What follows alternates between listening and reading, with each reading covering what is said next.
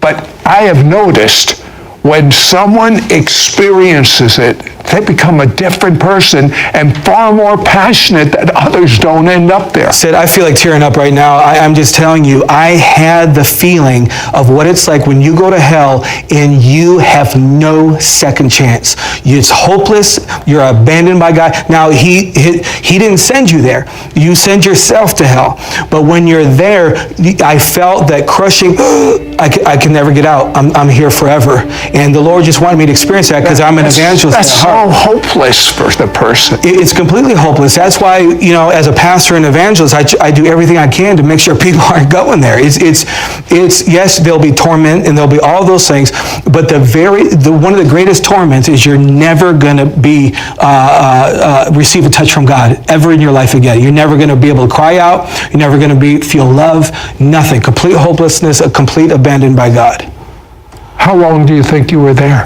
It was for several moments, long enough to where I'm like, this is enough. Did you see the suffering there? I saw, here's the sad thing, Sid, I saw people there I knew that are still alive today. And so, wow. Yeah. So, can you imagine if you had that type of an encounter, how it would revolutionize your life? I sure can imagine. It puts the fear of God in you. You don't want anything to do with hell, anything to do with the demonic, nothing to do with, it's like, I want to live on fire for God every day of my life, man. But then God gave you an encounter in hell. Love. 100% joy. Not 1 ounce of discouragement, depression, not 1 ounce of anger and peace, 100%. So I'm standing there feeling the fruit of the Spirit. And so when you're in heaven, and again, privilege, and many are going to start encountering heaven more and more, the Lord showed me even after this broadcast. And when you're in heaven, the euphoric feeling that you feel, I don't know how else to describe it, is so beautiful and wonderful. It's like you take a breath, and it's like every breath you take is better than the one before. So anyway, when I was in heaven, there was some stress going on in my life at the time. So when the Lord brought me up to show me, but son, this is what peace is like, the peace of heaven. And you remember Jesus said, pray this way, thy kingdom come, thy will be done on earth as it is in heaven. So we can have the God kind of peace. So I'm standing there in heaven, and I tried, Sid, to think a confusing thought. I tried with everything in me, I tried to be like, what am I worried about? What am I stressed over? And nothing comes into your mind. Nothing. It's impossible in heaven. There's no stress, there's no anxiety. And so the Lord, when I came out of that experience, I was buzzing for days, But when I came out of that experience, I'm like, you know what? We go through more in this life than we have to. All we have to do is tap into what heaven has for us. The Bible, the scriptures, the Bible's full of the peace of God. He keeps those in perfect peace whose minds are stayed on thee, and so on and so forth. But when we tap into the heaven kind of peace, it changes the way we live here on earth in love and joy and everything else. And here's the thing. I feel like even now that the people that are watching at home are going to feel, like Sid said in the open, the presence of heaven. I feel it rushing through me right now. That you right now, my friend, are feeling the very atmosphere of heaven. Whatever you need, the joy of the Lord, the love of the Father, the peace of God is coming through right now into where you're watching this. And I pray that you receive that you just receive it. There you go. Just receive it. Receive that heaven's peace. You see that? To Jesus, there's no cares, there's no worry, there's no stress. Lazarus come forth, and Lazarus came forth. But then the Bible says that the religious leaders wanted to kill Lazarus, and because on account of him, many of the people believed in Jesus. You know what? He didn't even have to open his mouth. Didn't have to say a word. Wherever he showed up, that's the guy who was dead for 3 days. Exactly. So wherever Lazarus went, they thought of Jesus. Wherever Jesus went, they thought of Lazarus. That's a unique thing about the gospel. And so that's why I wrote the book called Killing Lazarus, because the same reason that the enemy tried to take out Lazarus is the same reason why he's trying to take you out, my friend. I know, and Ryan knows what's coming. And I think the devil is trying to discourage you so that you will throw in the towel before you're ready to hit the home run. Talk to someone that feels everything in life is going against them. My friend, I've been a Christian for over 42 years. I know, don't look that old, but over 42 years. And I'm telling you, we have to get to the point where we got to quit holding on until Jesus comes. There's more to life than just holding on, my friend. And when the enemy tries to come in, he's trying to bring distraction into your life. He's trying to make you sick so you backslide. He's trying to put some sin in your life so you'll walk away from God. The enemy is trying to take you out. Why? The enemy is trying to take you out because he's afraid of you. And born again moment where you'll be like, that's why he's trying to do that. Because the Lord showed me all these different reasons and ways he's trying to get in and overwhelm you. Does everyone have a testimony? It doesn't matter. See, I got to say when I was 5, I grew up in church. I have a powerful testimony. It doesn't matter if you got saved on the streets of New York. Everybody's got a testimony. See, and a lot of people, not only do you have your born again testimony, you have the testimony that you're working on now. So if you're sick, if you're discouraged, all you're doing is you're working on your testimony. You're going to be writing books one day. You're going to be on SID ROTH one day. You're going to be preaching the gospel. You're working on your testimony right now, but everybody's got one, Sid. You have to tell us about your niece's graduation. You see, when my father died, I had to learn about the love of the Father. How old were you then? I was only 12. Okay. And he was sick for 5 years. From 7 to 12, I didn't even know my dad. So I had to find the Father's love. It's about receiving, living love, like Jude says, keeping yourselves in the love of God. I was at this, my niece's graduation. That's how Father sees you. Every morning when I wake up, the Lord's saying, that's my boy. Ma'am, every morning when you wake up, that's my girl. And I'll never forget that because that's the Father's love over you. That's my boy. And you may say, well, Ryan, you don't know what I've done. You don't know what I've been through. And life is not working out. If you are born again, you are his son and you are his daughter. And he's got a precious and beautiful plan for your life. You have a dream of a sewer.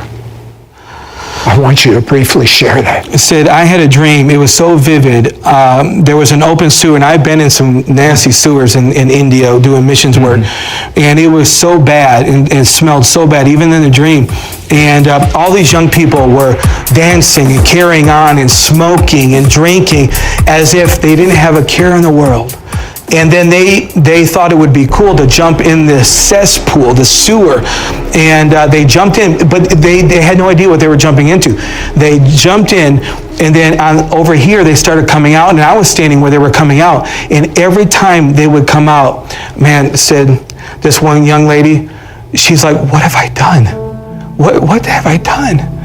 And she said, well, it wasn't worth it. It wasn't worth going into the world. It wasn't worth doing the drugs. It wasn't worth sleeping around. It wasn't worth giving into the world because once they dove in and all that slimy sewer stuff was I know it sounds gross, but all that stuff was on them. They're like, what did I do? It's almost like they were asleep and all of a sudden they woke up. Exactly. And the Lord's going to bring an awakening so these young people and people all over the world are not going to have that temptation to jump into the world any longer. Well, you're talking to them, many of them, and it has nothing to do with age. There are people that are coated in the stuff of the sewer, and you don't even realize it.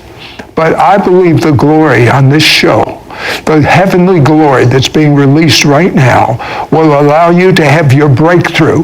If you do not know Jesus, yes, you know about him, but if you don't have your own experiential knowledge with God, I'm going to ask Ryan to lead you in a prayer right now. I want you to say it wherever you are out loud.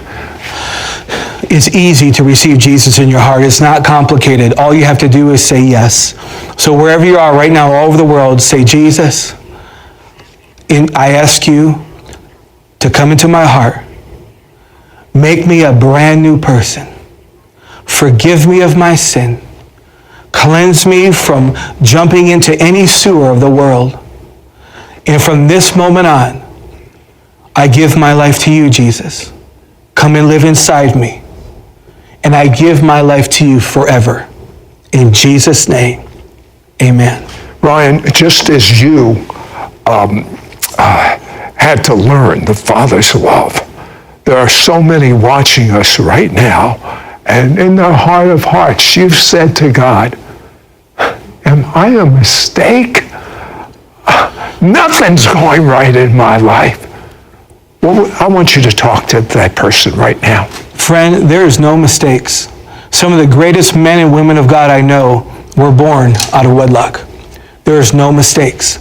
It doesn't matter how you came in this world. It doesn't matter what you're going through right now. You are not a mistake. You are so loved. One of the key messages on my own life is because of growing up without a father is a father's love. And friend, if you are born again, you are his son. And you are his daughter, and he loves you. All you have to do is do what Jude 21 says, is keep yourself in the love of God every day. Don't get out from underneath that love. You keep yourself in his love every day. And Father, I speak that love of the Father over everyone listening, that they have their own encounter. It's about receiving. He not only loves you, my friend, he likes you and he loves you and he enjoys you. Yes, you, wherever you're at, whatever you're doing, you are completely and thoroughly adored by God. You see, God knew you before you were conceived in your mother's womb. And he has a plan for you. And I know my Father. I know it's a good plan. Yes, he has a good plan for every life. But it's a question of knowing him and walking with him and reading the Bible and understanding who he is. Now, Ryan says breakthroughs, they're great. But how would you like to be untouchable by the enemy? Much better. Next. Hello, YouTube. Mishpocha. Mishpocha is a Hebrew word. It means family. This is SID Roth.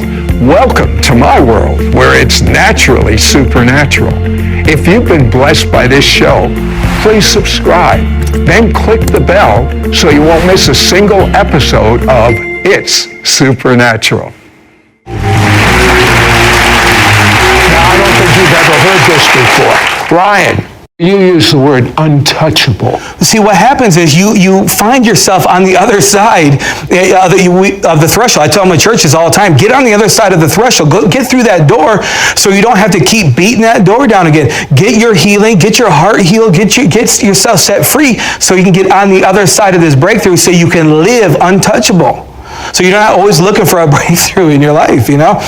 Now, speaking about being untouchable, I want him to share a story in which he literally drove the devil, meshuggah, that's a Hebrew word, it means crazy, Guatemala. Me and a couple of my friends were preaching in Guatemala, and we went to the top of this mountain, and I didn't think there was anybody going to be there, to be honest with you, because it's such a journey. And we get to the top, said there was like 700 people on top of this mountain. I mean, it was in the middle of nowhere. And when I got up to preach, I preached in English, then I got translated into Spanish, and then Quechua. So, you know, by the time it gets back to you, it's like forever. So you got to stay in that presence. I've done that, I know. Yeah, it's not easy. So here's what I did, though. I thought, you know what? I was looking at all the faces. I have nothing Ryan Bress has nothing for them. Only Jesus. So the first thing I did see when I get up there is I said, Jesus, you are welcome here. And the place went crazy. Even the intercessory team. And I always thought they were weird. Anyway, intercessors. No, my mom's an intercessor. But the intercessory team was full of demons. Witchcraft had got into that church. That's an English word. By crazy is an English word for the Hebrew word meshuggah. Meshuggah. Everybody went meshuggah in the entire place. I mean, true story. Women took their babies, held them by their heel, and threw them through the air into the altar area. There was so much witchcraft. And for 20 minutes, just because I invited Jesus in there, that's all I did, because he hadn't been invited in quite a while, because of all the witchcraft that got into the pastor's life too. So it took us 20 minutes to calm everybody down. The place was crazy. You should have seen it. Screaming and devils and babies flying. It was just nasty.